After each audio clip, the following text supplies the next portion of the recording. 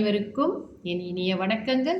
நேற்றைய பதிவின் தொடர்ச்சி நமது முன்னோர்களுக்கு நாம் செய்யக்கூடிய கடமைகளை பற்றி பார்ப்போம்.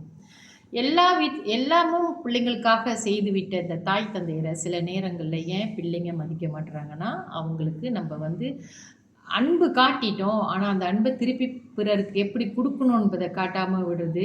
ஏதோ ஒரு தவறு பண்ணியிருப்போம். அந்த தாய் தந்தையர்கள் அவங்க வீட்டில் இருக்கிற பெரியவங்க செஞ்சுருப்பாங்க.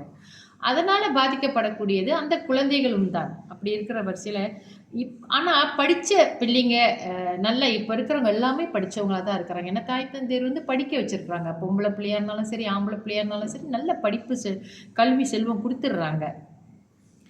அந்த மாதிரி இருக்கிற பட்சத்தில் நம்மளுக்கே சொந்த அறிவு வேணும்ல அந்த பிள்ளைங்களுக்கும். அது யோசித்து பார்க்கணும். நம்மளுடைய பெற்றோர்களை கடைசி வரைக்கும் மனக்கோணாமல் நம்ம வச்சு பார்த்துக்கணும். அவங்களுக்கு அவங்க செஞ்சதுக்கு நம்ம அவங்கள நல்லா கவனித்து அவங்களுக்கு செய்ய வேண்டிய சேவைகளை எல்லாம் செய்யணும்.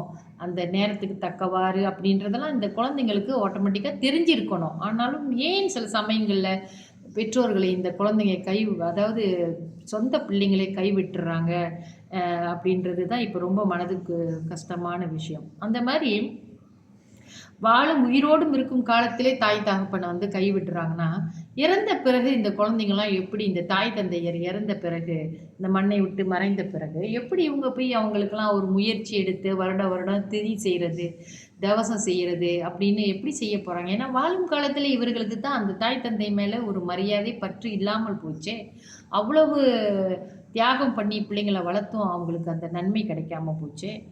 ஆனால் இதை நம்ம யோசிக்கணும். அதாவது இந்த படித்த பிள்ளைங்க, வேலைக்கு போகிறவங்க தன் தாய் தந்தையரை பற்றி யோசித்து அவங்களுக்கு செய்ய வேண்டிய கடமைகள் உயிரோடு இருக்கும்போதும் அவங்களுக்கு செய்ய வேண்டிய கடமைகளை செய்யணும். அவங்க வயசான பிறகு அவங்கள பராமரிக்கிறது, அவங்களுக்கு தேவையான மருந்து இவைகளை எல்லாம் அவங்களுக்கு வச்சு கவனிச்சிக்கிறது, அவங்க மனசு நோகாமல் பார்த்துக்கிறது, அவங்களுக்கு மரியாதை கொடுக்கறது, இதை எல்லாமே இந்த குழந்தைங்களுக்கு தெரிஞ்சிருக்கணும்.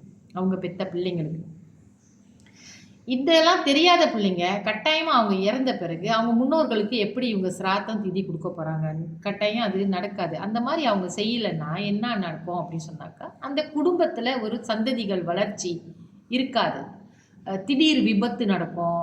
ஒரு ஆசீர்வாதம், பித்திருக்களின் ஆசீர்வாதம் கிடைக்கிறது கஷ்டமாகி கொஞ்சம் கொஞ்சமாக அந்த குடும்பத்தில் சந்ததிகள், அதாவது பிள்ளைங்க பேர பிள்ளைங்களுக்கு ஒரு பிள்ளை பிறக்கிறது அப்படின்றது அப்படியே குறைஞ்சி போகுது. இப்போ நிறையா நம்ம பார்க்கலாம். இன்னும் இதனுடைய தொடர்ச்சியை நாளைய பதிவில் பார்ப்போம். நன்றி, வணக்கம்.